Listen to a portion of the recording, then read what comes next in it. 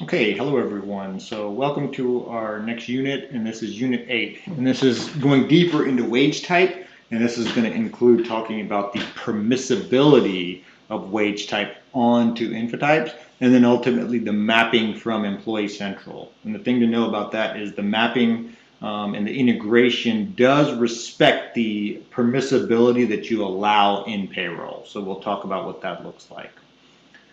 All right, so from within SuccessFactors, you have pay components, and these are all created within SuccessFactors. So there's an activity in here called Manage Org Pay and Job Information, and from here you enter these pay components. So I'm going to come over to SuccessFactors, and from my admin center, there's this Manage Organization Pay and Job Structures, and then I have a drop down for pay components. And so now I can basically create new on the right side here, or I can search for one that already exists, right? Base salary US is one that I've been looking at.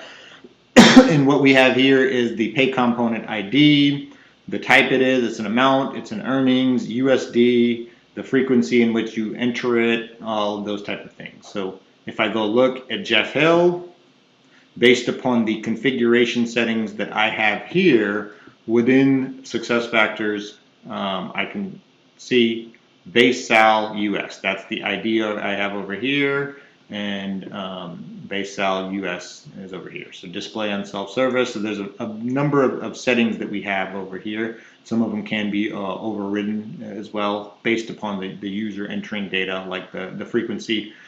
Could be used for defaulting, but then you can override it as well. So this